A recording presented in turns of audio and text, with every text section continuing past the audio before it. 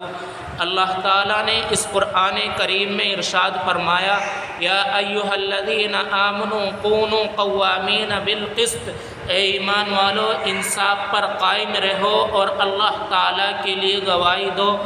خواہ وہ اپنی ذات کو نقصان ہو یا والدین کو یا رشتہ دار کو یا امیر یا غریب کو،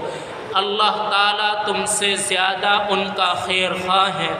دل کی خواہشات کی اتباع نہ کرو، گھما پھرا کر بات کو نہ کہو، ان اللہ بما تعملون خبیر، اللہ تعالیٰ تمہارے تمام اعمال سے باخبر ہے۔ اس آیت کریمہ میں میرے دوستو اللہ تعالیٰ نے فرمایا کہ عدل و انصاف پر قائم رہنا، عدل و انصاف کے پہلو کو اپنانا، عدل و انصاف کے لیے اللہ تعالیٰ نے انبیاء علیہ السلام کو وقتاً فوقتاً بھیجا، اور اللہ تعالیٰ نے قرآن کریم میں فرمایا، لقد ارسلنا رسلنا بالبینات وانزلنا معهم الکتاب والمیزان، کہ اللہ تعالیٰ نے رسولوں کو بھیجا اور ان کو بہت ساری نشانیاں دی، کتاب دی اور ترازو دی،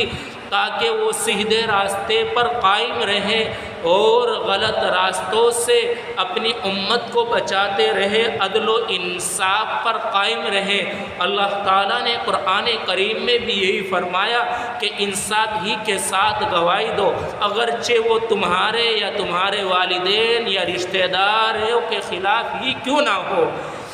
سچائی، امانت داری اور دیانت کا واقعہ حضرت مولانا مظفر صاحب کاندھلوی کہ ان کا ہندو فریق اور مسلمان فریق کا زمین کا جھگڑا تھا۔ میرے بھائیو توجہ کے ساتھ سننا کہ وہ یہاں تک کہ بڑھا کہ وہ عدالت تک پہنچتا ہے، اور مسلمانوں نے دعویٰ کیا کہ اگر یہ ہماری زمین آ گئی، ہمارے حوالے ہو گئی تو ہم اس میں مسجد بنائیں گے، اور ہندوؤں نے دعویٰ کیا اگر یہ مسجد زمین مل گئی تو ہم اس میں مندر بنوائیں گے۔ تو جج نے، انگریز کا دور تھا، انگریز جج نے کہا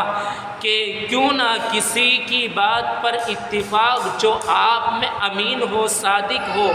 جو بھی وہ گواہی دے گا اسی پر آپ کا فیصلہ کر لیا جائے گا۔ تو اس پر سب کا اتفاق مولانا مظفر حسین کاندھلوی کا ہوا کہ وہ جس کی بھی موافق گواہی دے دے اسی کے حوالے زمین کر دی جائے گی۔ انگریز جج کے سامنے عدالت میں مولانا پیش ہوئے اور مولانا نے گواہی دی کہ وہ زمین ہندوؤں کی تھی۔ فرمایا کہ یہ زمین اصل جو ہے ہندو بھائیوں کی ہے اور مسلمانوں نے اس پہ قبضہ کر رکھا ہے۔ تو اس وقت میں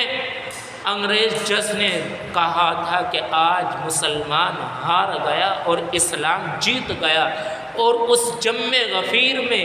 اس حاضرین میں، وہاں جو لوگ موجود تھے ہندو، بہت سارے اسلام میں مسلمان ہوئے اور اسلام میں داخل ہوئے، اور اس زمین میں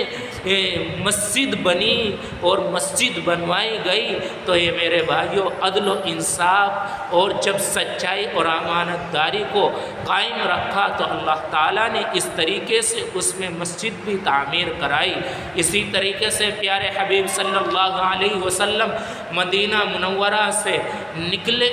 باہر نکلتے ہیں تو راستے میں سوا ناوی شخص کے پاس ایک اونٹ تھا، وہ اونٹ پسند آ گیا تو آپ صلی اللہ علیہ وسلم اور اس کے درمیان، وہ اسلام میں داخل نہیں ہوا تھا، وہ مسلمان نہیں تھا، سودا ہو جاتا ہے۔ سودا ہونے کے بعد آپ صلی اللہ علیہ وسلم نے فرمایا کہ میں ان کے پیسے لے کر آتا ہوں گھر سے اور پھر آپ کو پیسے دے کر اونٹ لے لوں گا۔ تو کہا کہ ٹھیک ہے، وہ وہیں ٹھہر گئے۔ جیسے ہی آپ صلی اللہ علیہ وسلم گھر جاتے ہیں تو اس شخص کے پاس ایک آیا اور کہا کیا آپ اس اونٹ کو بیچنا چاہتے ہو؟ فرمایا کہ مسلمانوں کے نبی کو سودا ہو چکا ہو کہ کتنے میں، کہ اتنے میں، کہ رقم کم ہے، میرے سے اتنی لے لو۔ انہوں نے کہا کہ سودا تو ہو چکا ہے، بتلاؤ کیا گواہ تھے اس وقت میں، آپ انکار کر دینا۔ تو اس نے کہا کہ بات تو ٹھیک ہے۔ آپ صلی اللہ علیہ وسلم میرے بھائیو جس وقت میں ان کو لے کر آئے رقم کو، پیسے کو، تو اس اونٹ والے کو کہنے لگے لاؤ اونٹ دیو میرا اور پیسے لیو، تو اس نے کہا کہ میرا اور آپ کا کوئی سودا ہوا ہی نہیں تھا۔ فرمایا کہ اگر سودا ہوا تو آپ گواہ لا کر پیش کرو۔ تو آپ صلی اللہ علیہ وسلم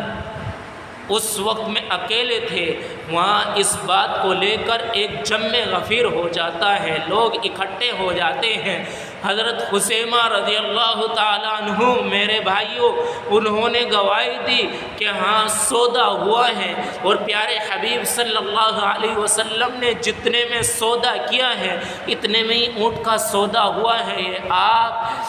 کا صلی اللہ علیہ وسلم نے جو کچھ کہا وہ سچ ہے۔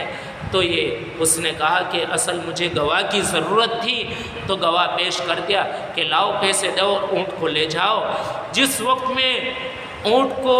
حوالے کر دیا گیا اور لوگ جانے لگے تو حضرت خثیمہ کو پیارے حبیب صلی اللہ علیہ وسلم نے پاس بلایا اور کہا ہے خثیمہ رضی اللہ تعالیٰ عنہ، آپ تو یہاں موجود بھی نہیں تھے، آخر آپ نے گواہی کس بنا کر دی، کس بنیاد پر دی؟ فرمایا ہے اللہ کے نبی صلی اللہ علیہ وسلم یہ تو اونٹ ہیں، آپ نے کہا کہ اللہ ایک ہے، ہم نے اللہ کو دیکھا نہیں تھا، اللہ کو ایک مان لیا، تو اسی پر کہ ہم نے اونٹ کو آپ نے سودا کیا اور ہم نے یہاں موجود نہیں تھے، لیکن ہم نے جانا سمجھ گئے کہ یہ آپ صلی اللہ علیہ وسلم کے آپ سچے ہیں، امانت دار ہیں اور آپ نے سودا کیا ہے۔ تو اس وقت میں پیارے حبیب صلی اللہ علیہ وسلم نے حضرت خثیمہ کے بازو پکڑے اور فرمایا کہ شریعت میری یہ کہتی ہے کہ دو گواہوں کی ضرورت پڑتی ہے گواہی دینے کے لیے، جہاں حضرت خثیمہ گواہی دے تو دو کے مقابلے میں اکیلے کی گواہی کافی ہے۔